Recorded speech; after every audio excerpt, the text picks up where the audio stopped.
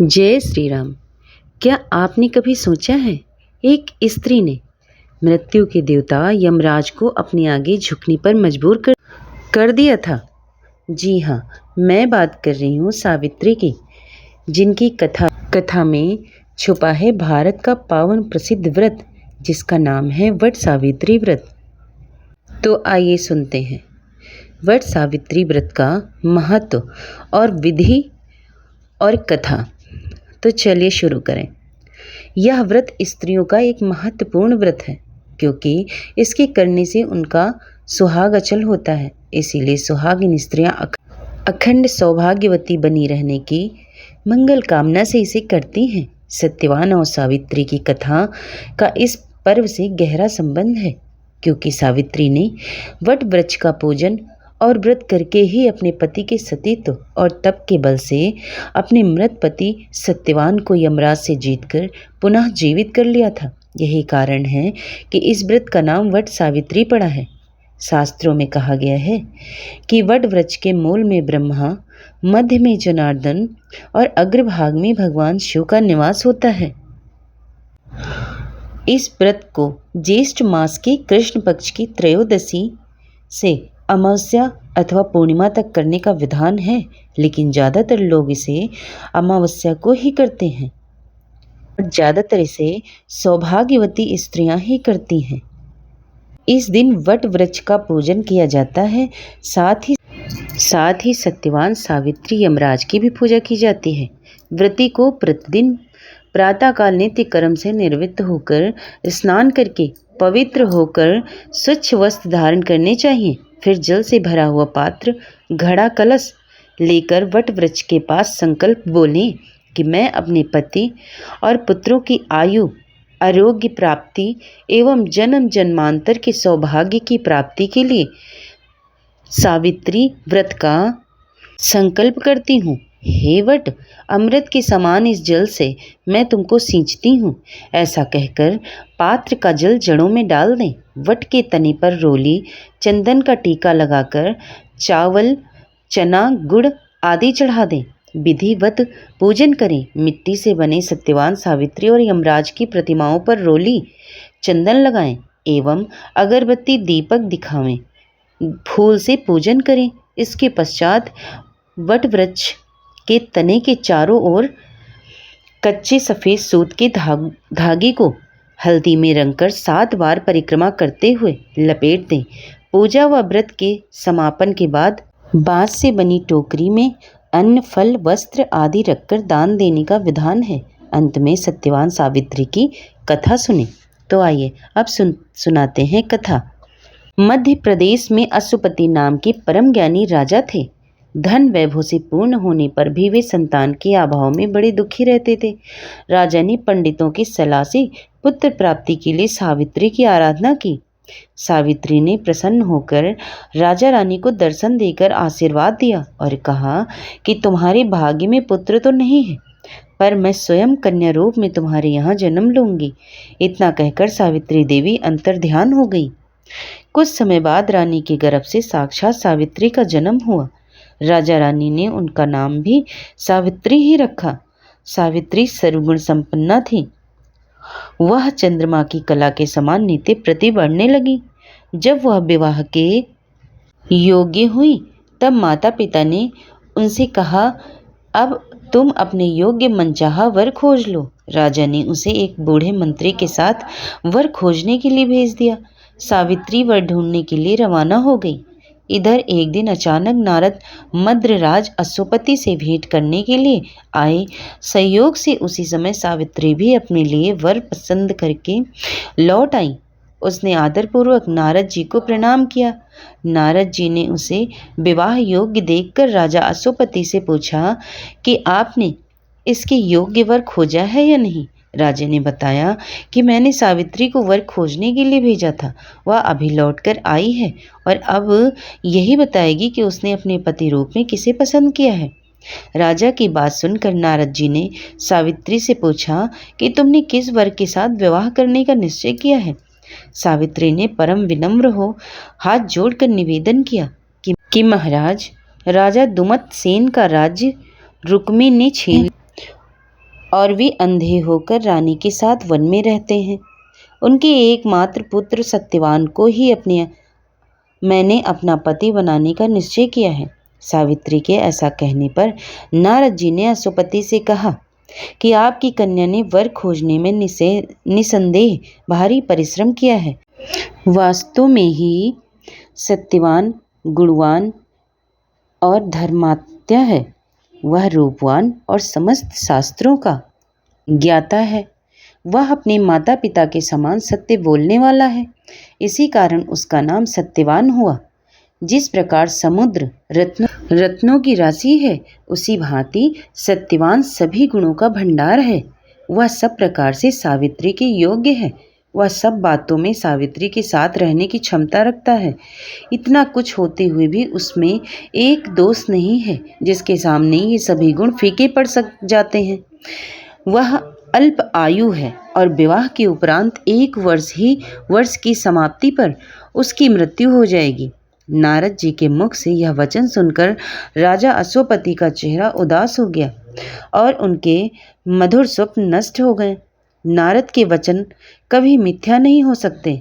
ऐसा विचार कर उन्होंने सावित्री को समझाया कि ऐसे छेड़ायु व्यक्ति के साथ विवाह करना कल्याणकारक नहीं है, इसीलिए कोई अन्य वर पसंद कर लो। पिता की बात सुनकर सावित्री ने कहा कि अब मैं शारीरिक संबंध के लिए तो कभी मन में भी किसी अन्य पति के खोजने का विचार नहीं कर सकती। कोई भी संकल्प पहले मन में आता है, फिर वाणी से कहा जाता है, कहने के पश्चात उसे करना ही होता है, चाहे वह शुभ हो या अशुभ। मैंने किसी एक बार अपने मन से पति स्वीकार कर लिया, वही मेरा पति होगा। अब मैं किसी दूसरे का वरण किस प्रकार कर सकती हूँ? राजा एक ही बार आज्ञा देता है, पंडित एक ही बार प्रतिज्ञा करते हैं और कन्यादान भी एक ही बार होता है। जैसा भी है वह मेरा पति है। मुझे उसके दीर्घायु या अल्पायु होने से कोई हर्ष या विषाद नहीं है। अब मैं अन्य पुरुष की तो बात ही क्या है, देवराज इंद्र को भी स्वीकार नहीं करूंगी। कोई शक्ति मुझे मेरे निश्चय से नहीं डिगा सकती। मैं पुनः दृढ़तापूर्वक कहती हूँ कि सत्यवान ही मेरा पति होगा। सावित्री का ऐसा दृढ़ संकल्प सुनकर नारद जी ने राजा अश्वपति को सम्मति दी कि तुम्हें सावित्री का विवाह सत्यवान के साथ ही कर देना चाहिए, यदि उचित प्रतीत होता है। इस प्रकार राजा को समझा बुझाकर नारद जी अपने स्थान को चले गए। राजा अश्वपति ने भगवान के मंगलमय विधान से विश्वास करके विवाह की समस्त सामग्री इकट्ठी की और कन्या तथा बूढ़े मंत्री को साथ लेकर दुमतसेन की तपोभूमि में पहुंच गए। वहां पर राजा दुमतसेन अपनी रानी और राजकुमार सत्यवान के साथ रहते थे। अश्वपति ने उनके पास पहुंचकर अपना नाम बताते हुए उनके चरणों में प्रणाम किया।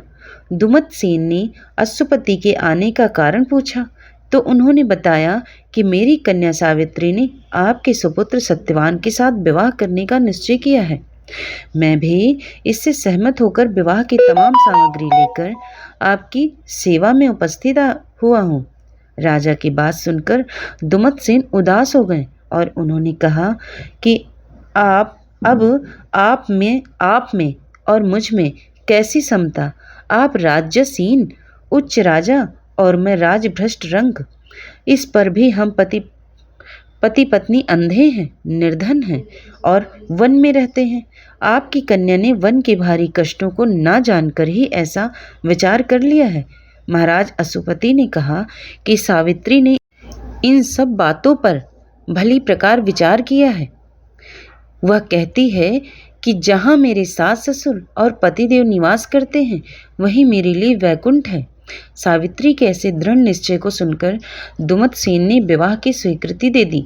शास्त्र सम्मत रीति से सावित्री का विवाह सत्यवान के साथ करके राजा अश्वपति तो अपनी राजधानी को लौट गए और उधर सावित्री मन चाहे पति सत्यवान को पाकर सुखपूर्वक वन में रहने लगी।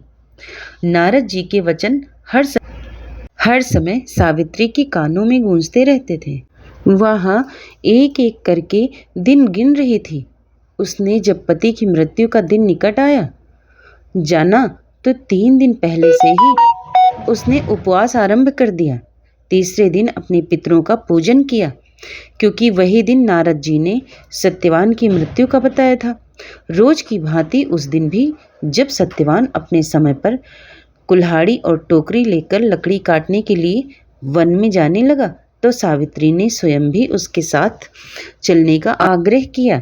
सत्यवान ने उसे माता पिता की सेवा के लिए वहीं ठहरने की सम्मति दी।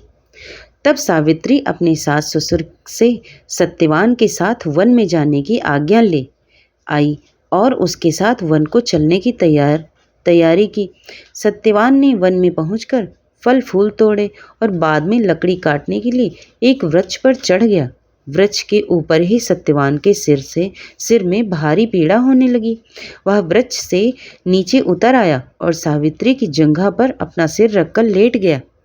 कुछ देर बाद सावित्री ने अनेक दूतों के साथ यमराज को हाथ में फांस लिए हुए देखा। पहले तो यमराज ने सावित्री को दैवी विधान कहकर सुनाया और फिर वे सत्यवान की अंगुष्ठ मात्र जीव को लेकर दक्षिण दिशा की ओर चले गए। सावित्री भी यमराज के पीछे पीछे चलने लगी। जब बहुत दूर तक भी उसने यमराज का पीछा ना छोड़ा तो उन्होंने उससे कहा कि हे पतिव्रते, जिस सीमा तक एक मनुष्य दूसरे मनुष्य का साथ दे सकता है, वहां तक तुमने अपने पति का साथ दिया। अब तुम घर लौट जाओ। सावित्री ने कहा, धर्मराज, जहाँ मेरा पति जा रहा है वहीं मुझे भी जाना चाहिए। यही सनातन धर्म है। पतिव्रत के प्रभाव और आपकी कृपा से कोई भी मेरी गति नहीं रोक सकता है। सावित्री के ऐसे धर्मपूर्ण वचन सुनकर यमराज ने प्रसन्न होकर उसे एक वर मांगने के लिए कहा। सावित्री बोली कि मेरे सास ससुर वन में रहते हैं और अंधे हैं। मैं आपसे यही मांगती हूँ कि उन्हें दिखाई देने लगे। यमराज ने ऐसे ही हो कहकर उसे पुनः लौट जाने की सलाह दी। यमराज की बात सुनकर सावित्री ने कहा, भगवान, जहाँ मेरे पतिदेव जाते हों वहाँ उनके पीछे पीछे चलने में मुझे कोई भी कष्ट या परिश्रम नहीं है। पति परायणा होना मेरा कर्तव्य है। आप धर्मराज हैं, परम सज्जन हैं। सत्य पुरुषों का समागम भी तो कुछ कम पुण्यों का फल नहीं है।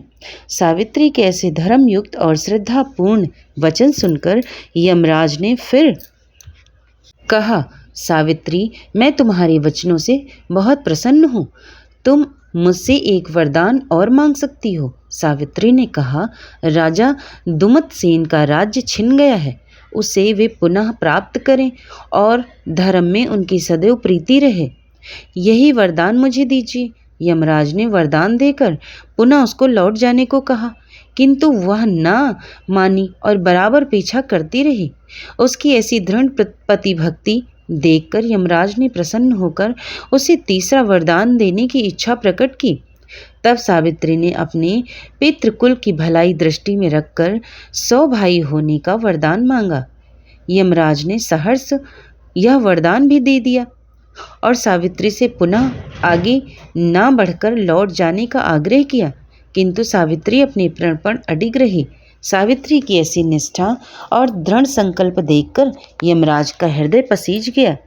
वे बड़ी कोमल वाणी में बोले, हे सुव्रते, तुम ज्यों-ज्यों उत्तम धर्मयुक्त और गंभीर युक्तिपूर्ण वचन कहती हो, त्यों-त्यों मेरे प्रीति तुम पर बढ़ती जाती है। अतः तुम सत्यवान के जीवन को छोड़कर एक और वरदान मुझसे ले लो, अपने घर लौट जाओ।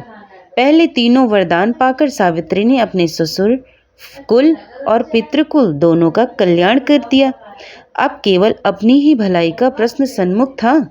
पति परायण नारी को अपने पति की आयु वृद्धि के अतिरिक्त और क्या फल कामना हो सकती है। यही सोचकर सावित्री ने सत्यवान से 100 पुत्र होने का वरदान मांगा। सावित्री के ऐसे युक्तिपूर्ण वचन सुनकर यमराज बहुत संतुष्ट हुए और उन्होंने उसे वरदान देते हुए सत्यवान को फांस से मुक्त कर दिया और कहा कि सत्यवान से तुम्हें ही 100 पुत्र होंगे। सावित्री को मनोवांछित वरदान देकर यमराज वहीं अंतर ध्यान हो गए और वह लौटकर वट वृक्ष के नीचे आई। वट वृक्ष के नीचे सत्यवान का मृत शरीर पड़ा हुआ था। तभी उसमें जीवन का संचार हो गया और वह उठकर बैठ गया। सावित्री ने सत्यवान से सारा वृतांत कह सुनाया और फिर वे दोनों खुशी खुशी आश्रम की ओर चले। सत्यवान के माता पिता को दृष्टि प्राप्त हो गई थी और वे अपने आज्ञाकारी पुत्र और सेवा परायण पुत्र वधू को ना देखकर अत्यंत दुखी हो रहे थे। तभी सावित्री सत्यवान वहां पर पहुंच गए। सारे देश में सावित्री के अनुपम पतिव्रत का समाचार फैल गया। प्रजाजनों ने महाराज दुमतसेन को ले जाकर आदरपूर्वक राज सिंहासन पर बैठाया। सावित्री के पिता अश्वपति को 100 पुत्र प्राप्त हुए और सावित्री सत्यवान ने भी 100 पुत्र प्राप्त करके दीर्घायु तक राज्य भोगा और अंत में बैकुंठ सिधारे। प्रत्येक सौभाग्यवती स्त्री को यह व्रत अवश्य करना चाहिए, जिससे उनके पति दीर्घायु हों और गृहस्थी में सभी प्रकार के सुख भगवान की कृपा से बने रहें। और यह थी सावित्री और सत्यवान की व्रत कथा। और अगर आपको पसंद आ गई है तो प्लीज़ चैनल को लाइक शेयर सब्सक्राइब कर लेना। धन्यवाद।